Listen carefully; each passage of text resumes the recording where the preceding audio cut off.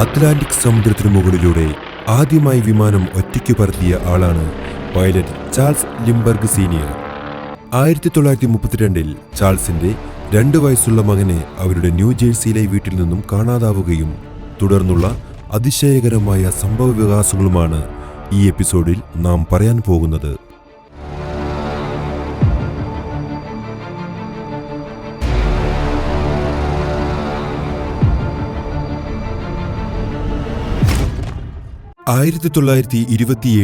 Charles Augustus ലിൻഡ്ബർഗ് തന്റെ സ്വന്തമായി നിർമ്മിച്ച സ്പിരിറ്റ് ഓഫ് സെന്റ് ലൂയിസസ് എന്ന വിമാനത്തിൽ തനിച്ച് അമേരിക്കയിലെ ന്യൂയോർക്കിൽ നിന്നും യൂറോപ്പിലെ പാരീസിലേക്ക് നേരിട്ട് പറന്നെത്തി. ഇത് ചരിത്രത്തിൽ തന്നെ ആദ്യമായിരുന്നു. അതുകൊണ്ട് തന്നെ ചാൾസ് ലിൻഡ്ബർഗ് അമേരിക്കക്കാർക്ക് ഒരു ഹീറോ തന്നെ ആയിരുന്നു. അങ്ങനെയിരിക്കെ ലിൻഡ്ബർഗ് അമേരിക്കയിലെ മുൻ ഡിപ്ലോമാറ്റും മിത്രരാജ്യങ്ങളുടെ സ്ഥാനപതിയുമായ ഡോട്ട് മോറയുടെ മകൾ ആനെ മോറയുമായി പ്രണയത്തിലായി. 1929 ചാൾസ് ലിൻഡ്ബർഗും ആനെ മോറയും വിവാഹിതരായി. അവരുടെ ജീവിതം സ്വർഗതുല്യമായിരുന്നു. കുടുംബം, പ്രശസ്തി, ആഡംബരം, സുരക്ഷ എല്ലാം ഉണ്ടായിരുന്നു. 1930 ഈ ദമ്പതികൾക്ക് ഒരു ആൺകുഞ്ഞ് ജനിച്ചു, ചാൾസ് ലിൻഡ്ബർഗ് ജൂനിയർ. ജനനം മുതൽ തന്നെ പത്രങ്ങളുടെയും റേഡിയോയുടെയും പ്രിയങ്കരനായി അവൻ മാറി.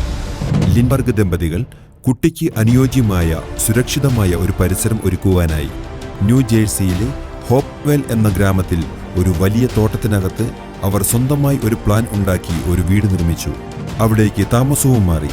അവിടെ അവർ തനിച്ചായിരുന്നില്ല. 10 തൊഴിലാളികൾ വീതം കുടുംബത്തെ സംരക്ഷിക്കുവാൻ അവരുടെ കൂടെ ഉണ്ടായിരുന്നു. എന്നാൽ അവിടെ നിന്നാണ് ഇത് സംഭവിക്കുന്നത്. ലോകത്തെ മൊത്തം നടുക്കിയ ചാൾസ് ലിൻഡ്ബർഗ് ജൂനിയറിന്റെ തിരോധാനം. 1932 മാർച്ച് 1 രാത്രി 8 മണിയോടുകൂടിയാണ് 20 മാസം പ്രായമുള്ള കുഞ്ഞിനെ ലിൻഡ്ബർഗ് ബെഡ്റൂമിൽ കിടത്തിയുറക്കിയത്. രാത്രി കുറച്ചു സമയം കഴിഞ്ഞപ്പോൾ പുറത്തുനിന്ന് ഒരു ശബ്ദം കേട്ടുവെന്ന് വീട്ടിലുള്ളവർ പറയുന്നു. ലിൻഡ്ബർഗ് 9:30 കുഞ്ഞിനെ കിടത്തിയ ബെഡ്റൂമിലേക്ക് പോയി നോക്കിയപ്പോൾ അവിടെ കുഞ്ഞിനെ കാണാനില്ലായിരുന്നു. മുറിയിലെ ജനൽ തുറന്ന നിലയിൽ കാണപ്പെടുകയും ജനലിന് താഴെ ഒരു ലാഡർ കണ്ടെത്തുകയും ചെയ്തു. മേശപ്പുറത്ത് ഒരു കുറിപ്പും ഉണ്ടായിരുന്നു. പണമില്ലെങ്കിൽ കുഞ്ഞിന്റെ ജീവൻ ഇല്ല. കൂടെ $50,000 ആവശ്യപ്പെട്ടിരുന്നു. തെറ്റായ ഇംഗ്ലീഷിൽ എഴുതപ്പെട്ടിരിക്കുന്ന ഒരു കുറിപ്പായിരുന്നു അത്. ഇത് വളരെയധികം സംഭവവികാസങ്ങൾക്ക് വഴിതെളിച്ചു. FBI മുൻ രൂപമായ ബ്യൂറോ ഓഫ് ഇൻവെസ്റ്റിഗേഷൻ ലിൻഡ്ബർഗിന്റെ സുഹൃത്തായ കേണൽ ഷ്വാർസ്കോഫ് എന്നിവരടങ്ങിയ സംഘം അന്വേഷണം ആരംഭിച്ചു. സൂക്ഷ്മമായി അന്വേഷണം നടന്നെങ്കിലും കൃത്യമായ തെളിവൊന്നും ആദ്യം കിട്ടിയില്ല. ഹോളിവുഡിലെ സെലിബ്രിറ്റികൾ മുതൽ അമേരിക്കൻ കോൺഗ്രസ് മുതൽ സാധാരണക്കാർ വരെ എല്ലാവരും കുഞ്ഞിനെ തിരഞ്ഞു. പത്രപ്രവർത്തകർ ഈ സംഭവം ഒരു ദേശീയ ദുരന്തമാക്കി മാറ്റി. രാജ്യം മുഴുവൻ കുഞ്ഞിനെ തിരഞ്ഞുകൊണ്ടേയിരുന്നു. കിഡ്നാപ്പേഴ്സിന് പണം നൽകാൻ ഇവർ തയ്യാറായിരുന്നു. ഈ സമയം കിഡ്നാപ്പേഴ്സ് $50,000 നിന്നും $70,000 ആക്കി കിഡ്നാപ്പിംഗ് തുക കൂട്ടി. ആ മുഴുവൻ പണവും FBI സഹായത്തോടുകൂടി ഓരോ നോട്ടിന്റെയും സീരിയൽ നമ്പർ രേഖപ്പെടുത്തി. ചില നോട്ടുകളിൽ മൈക്രോ മാർക്ക് പോലും ചെയ്തിരുന്നു. ഈ പണം പെട്ടെന്ന് കണ്ടുപിടിക്കുന്നതിനു വേണ്ടിയായിരുന്നു ഇതിൽ മാർക്ക് ചെയ്തത്. ഡോക്ടർ ജോൺ എഫ് കോണ്ടൺ എന്ന മുൻ അധ്യാപകനാണ് ലിൻഡ്ബർഗ് കുടുംബത്തിന്റെ അനുമതിയോടെ ഇടനിലക്കാരനായി ഈ പണം കൈമാറാനുള്ള ചുമതലയേറ്റത്. അദ്ദേഹം ഒരു പ്രാദേശിക പത്രത്തിൽ പരസ്യമായി പ്രസിദ്ധപ്പെടുത്തിയ ഒരു സന്ദേശത്തിലൂടെ പറഞ്ഞു, ഞാൻ ലിൻഡ്ബർഗ് കുഞ്ഞിനെ തിരികെ കൊണ്ടുവരാനായി സഹായിക്കാൻ തയ്യാറാണ്. പ്രതികൾ അതിനോട് പ്രതികരിക്കുകയും ഡോക്ടർ കോണ്ടനെ അവരുടെ മുഖ്യ ഇടനിലക്കാരനായി തിരഞ്ഞെടുക്കുകയും ചെയ്തു. കിഡ്നാപ്പേഴ്സ് പറഞ്ഞതുപോലെ നേരിട്ട് സംസാരിക്കുവാൻ ഡോക്ടർ ജോൺ എഫ് കോണ്ടൺ സമ്മതിച്ചു. അങ്ങനെ നേരിട്ട് സംസാരിക്കുവാൻ രാത്രിയിൽ ബ്രോങ്ക്സിൽ ഉള്ള വുഡ്ലൻഡ് സെമിത്തേരിയിലേക്ക് പോയി. അവിടെ ഒന്നും വ്യക്തമായി കാണാൻ കഴിയാത്ത ഒരാളാണ് ഇരുട്ടിന്റെ മറവിൽ വന്നത്. തന്റെ പേര് ജോൺ എന്നാണ് അദ്ദേഹം പറഞ്ഞത്. ലിൻഡ്ബർഗിന്റെ കുഞ്ഞ് ജീവനോടെയുണ്ടെന്നും പണം നൽകിയാൽ ഉടനെ തിരികെ കൊടുക്കാമെന്നും ഉറപ്പു നൽകി. എന്നാൽ ഇരുട്ടിൽ കണ്ടയാളുടെ ഒരു രേഖാചിത്രം കോണ്ടയുടെ സഹായത്തോടെ FBI നിർമ്മിച്ചു. അങ്ങനെ ഇടനിലക്കാരൻ വഴി പണം കൈമാറുവാൻ തീരുമാനിക്കുന്നു. ഡോക്ടർ ജോൺ ആ പണം പ്രതിക്ക് നൽകിയപ്പോൾ പ്രതി ഒരു സ്ലിപ്പ് നൽകി. നെല്ലി എന്നു പേരുള്ള ഒരു ബോട്ടിൽ കുട്ടി സുരക്ഷിതമായി ഉണ്ട് എന്നായിരുന്നു അതിന്റെ പൂർണ്ണരൂപം. ആ ബോട്ട് മാർത്താസ് വൈൻയാർഡിയ എലിസബത്ത് ദ്വീപുകൾക്കോ സമീപ തീരത്ത് എവിടെയോ നങ്കൂരമിട്ടിരിക്കുന്നു. ഇത്രയും പറഞ്ഞുകൊണ്ട് അയാൾ ഇരുട്ടിന്റെ മറവിലേക്ക് നടന്നകുന്നു.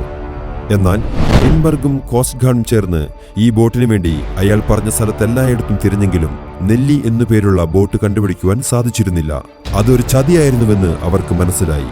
അങ്ങനെ അവർ പറ്റിക്കപ്പെട്ടു. പിന്നീട് കുറച്ചു നാളുകൾക്ക് ശേഷം 1932 മെയ് 12 ലിൻബർഗിന്റെ വീട്ടിൽ നിന്നും കുറച്ചു കിലോമീറ്റർ അകലെ ഒരു കാട്ടുപാതയിൽ കുഴിച്ചിട്ട ഒരു മൃതദേഹം കണ്ടെടുത്തു. ഒരു കുഞ്ഞിന്റെ ഡീകമ്പോസിഷൻ ചെയ്ത ബോഡിയായിരുന്നു അത്. ലിൻബർഗിന്റെ കുട്ടിയാണെന്ന് തിരിച്ചറിയുകയും രാജ്യം മുഴുവൻ സങ്കടത്തിലാവുകയും ചെയ്തു. FBI പല രീതിയിലും അന്വേഷണം നടത്തിക്കൊണ്ടിരുന്നു. അന്ന് കുട്ടിയെ തട്ടിക്കൊണ്ടുപോകുവാൻ ഉപയോഗിച്ച മരം കൊണ്ട് നിർമ്മിച്ച ലാഡർ സംബന്ധിച്ചും കുറിപ്പടിയിലെ കയ്യക്ഷരം ബന്ധപ്പെടുത്തിയുമൊക്കെ അന്വേഷണം നടത്തിക്കൊണ്ടേയിരുന്നു. ലോക്കൽ കാർപ്പന്റർമാരുടെ സഹായത്തോടുകൂടി ലാഡറിന്റെ വുഡ് സ്ട്രക്ചർ, ജോയൻസ്, സ്ക്രൂസ് എല്ലാം പരിശോധിച്ചു. പ്രതിയെ പിടിക്കാനുള്ള തന്ത്രങ്ങൾ പ്ലാൻ ചെയ്തു. എന്നാൽ ചില സംശയങ്ങൾ ലിൻബർഗിന്റെ വീട്ടിലെ വേലക്കാരിയായ വയലറ്റ് ഷാർപ്പ് എന്ന യുവതിയിലേക്കും എത്തി. ലിൻബർഗിന്റെ കുഞ്ഞ് കാണാതായതിനു ശേഷമുള്ള അവസാന ദിവസങ്ങളിൽ വീട്ടിലേക്കെത്തിച്ച അതിഥികളുടെ വിവരങ്ങൾ അന്വേഷിച്ച സമയത്ത് വയലറ്റ് ഷാർപ്പിന്റെ മൊഴികളിൽ ഉള്ള അപാകതകൾ പോലീസിന് സംശയം ഉണ്ടാകുവാൻ കാരണമായി. കുട്ടി കാണാതാവുന്നതിന് മുമ്പുള്ള ഒരു രാത്രിയിൽ അവൾ വീട്ടിൽ ഇല്ലായിരുന്നു. അവൾ പറയുന്ന സ്ഥലത്തും അവൾ ഇല്ലായിരുന്നു എന്നുള്ള സാക്ഷിമൊഴികൾ കാരണവും വയോലറ്റ് ഷാർപ്പിനെ 3 തവണ പോലീസ് ചോദ്യം ചെയ്തു. ചോദ്യം ചെയ്യലുകൾ പലതും ഉഗ്രമായ നിലപാടുകളോടുകൂടിയായിരുന്നു. കൂടുതൽ കഠിനമായ രൂപത്തിലുള്ള 3ാമത്തെ ചോദ്യം ചെയ്യലിനിടയിൽ അവളെ ലൈ ഡിറ്റക്ടർ ടെസ്റ്റ് എടുക്കാൻ നിർബന്ധിക്കുവാൻ ശ്രമിച്ചിരുന്നത് കേട്ട് വയലറ്റ് ഷാർപ്പ് തനിക്കെതിരെ സംശയം ഉയർന്നതിൽ അതീവ മാനസിക സമ്മർദ്ദം അനുഭവിച്ചു. 1932 ജൂൺ 10 പോലീസ് വീണ്ടും ചോദ്യം ചെയ്യാൻ എത്താനിരിക്കെ വയലറ്റ് ഷാർപ്പ് അവളുടെ മുറിയിൽ കയറി പൊട്ടാസ്യം സയനൈഡ് കഴിച്ച് ആത്മഹത്യ ചെയ്തു. വീണ്ടും ചോദ്യം ചെയ്യൽ ഉണ്ടാകുമോ എന്നതിനെക്കുറിച്ചുള്ള ഭയം കൊണ്ടാവാം അവൾ ആത്മഹത്യ ചെയ്തത് എന്നുള്ള നിഗമനത്തിലാണ് FBI എത്തിയത്. ഇതിനിടയ്ക്ക് കിഡ്നാപ്പേഴ്സിന് നൽകിയ തുകയുടെ സീരിയൽ നമ്പറുകൾ ബാങ്കുകളിലേക്കും പെട്രോൾ പമ്പുകളിലേക്കും ബിസിനസ് സ്ഥാപനങ്ങളിലേക്കും വിതരണം ചെയ്തു. അങ്ങനെ 1934 ഒരു petrol station cashier $10 gold certificate കണ്ടു. അത് കിഡ്നാപ്പേഴ്സിന് കൊടുത്ത പണത്തിന്റെ സീരിയൽ നമ്പർ ആണെന്ന് കണ്ടെത്തി. അതിലൂടെ ലഭിച്ച വിവരങ്ങൾ പ്രതിയുടെ പേരിലുള്ള ബാങ്ക് അക്കൗണ്ടിലേക്കാണ് എത്തിച്ചത്. ആ പ്രതിയുടെ പേര് ബ്രൂണോ റിച്ചാർഡ് ഹാർട്ട്മാൻ എന്നായിരുന്നു. അദ്ദേഹം ഒരു കാർപ്പൻ്റർ ആയിരുന്നു. അദ്ദേഹത്തിന്റെ വീട്ടിൽ നിന്നും ലാഡർ ഉണ്ടാക്കാൻ ഉപയോഗിച്ച മരവും പ്രതിഫലമായി വാങ്ങിയ പണവും കണ്ടെടുത്തു.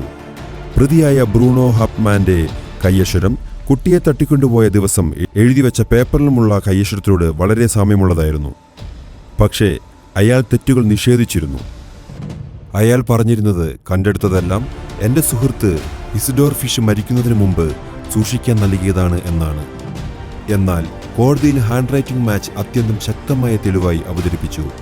കോടതി അദ്ദേഹത്തെ കുറ്റക്കാരനായി കണ്ടെത്തി. 1936 ബർണോ റിച്ചാർഡ് ഹാംപ്റ്റമാൻ എന്ന പ്രതിയെ വധശിക്ഷയ്ക്ക് വിധേയനാക്കുകയും ചെയ്തു. എന്നാൽ ഇതിനുശേഷവും ഇതിനെതിരെ പല അഭിപ്രായങ്ങളും സമൂഹത്തിൽ നിന്ന് ഉയർന്നു വന്നിരുന്നു. ലിംബർഗ് തന്റെ കുട്ടിയെ അപഹരിച്ചോ? വീട്ടിലുള്ള മറ്റുള്ളവർക്ക് ഇതിൽ പങ്കുണ്ടോ? ബർണോ റിച്ചാർഡ് ഹാംപ്റ്റമാൻ നിരപരാധിയായിരുന്നുവോ? കുഞ്ഞിന്റെ മൃതദേഹം ശരിക്കും ആ കുഞ്ഞിൻ്റേത് ആയിരുന്നു? എന്നിങ്ങനെ ഉത്തരമില്ലാത്ത പല ചോദ്യങ്ങളും ഉയർന്നു വന്നു. ഈ ചോദ്യങ്ങൾക്ക് ഇന്നുവരെ ഉത്തരം കിട്ടിയതുമില്ല. ഈ സംഭവത്തിന് ശേഷം ലിൻബർഗ് ആക്ട് എന്ന നിയമം ആവിഷ്കരിച്ചു. ഇതനുസരിച്ച് കുട്ടിയെ അപഹരിക്കൽ ഒരു ഫെഡറൽ കുറ്റമായി മാറി. FBI-ക്കും ചൈൽഡ് അബ്ഡക്ഷൻ കേസുകളിൽ നേരിട്ട് ഇടപെടാനുമുള്ള അവകാശവും ലഭിച്ചു. ലിൻബർഗിന്റെ കഥ ഓരോ അമ്മയ്ക്കും അച്ഛനുമുള്ളത് എങ്ങനെയായിരിക്കും? പ്രശസ്തിയും പണവും കൊണ്ട് എല്ലാം സംരക്ഷിക്കാനാകില്ല എന്നും നമ്മെ ഓർമ്മിപ്പിക്കുന്നു.